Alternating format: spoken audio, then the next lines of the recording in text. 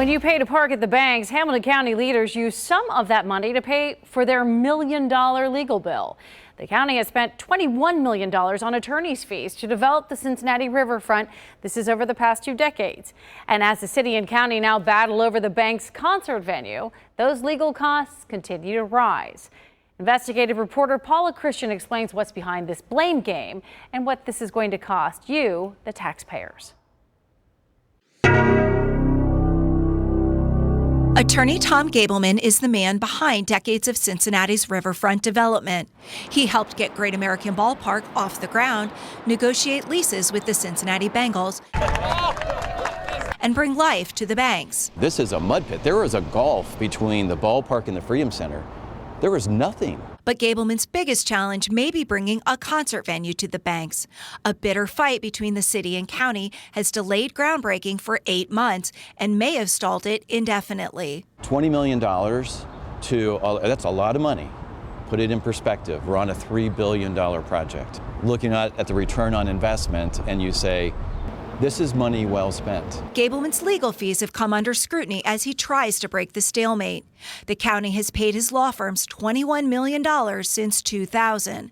Hamilton County Commissioner Todd Portune admits that is a lot of money. That's a big number. It averages over 20 years about $1 million a year. Several county officials, including Portune, tell the I-Team those fees are worth it,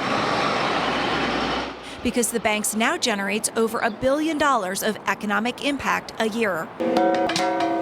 But he isn't happy that political fighting has driven up the county's legal bills.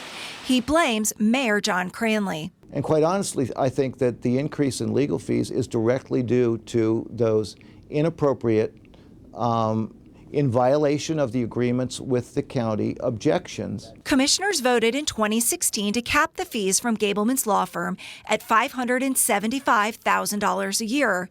But county leaders also voted to exceed that cap in 2 of the last 3 years. In 2018, the county paid his firm of Frost Brown Todd $821,000. That's almost the salaries of the 4 highest paid county employees combined. Cranley doesn't think those bills are his fault. He responded to Portune's criticism in a statement to the I-Team. It is patently absurd to blame me for their decisions. We hire lawyers at public service rates, not $20 million a year. It's not surprising when you pay high corporate rates that you're going to have the corporate interest protected ahead of the public good. Cranley isn't the only one critical of Gableman's legal bills. Former Commissioner Chris Monzel, who lost his re-election bid last year, thinks the county should pay closer attention to those bills. The county's really not going in there and putting limits on the spending, and it does look like a blank check, and it shouldn't be. Portune says the county needs Gableman's expertise on these high-stakes negotiations. The people that we're negotiating with, let's start with the Bengals. Yeah. They're not scrimping on having the best legal minds that money can buy. Gableman says his first duty is to taxpayers. I'm going to protect the interests of the taxpayers. I'm a taxpayer. My family is a taxpayer. I'm going to protect those interests. But Cranley and Monzel aren't so sure.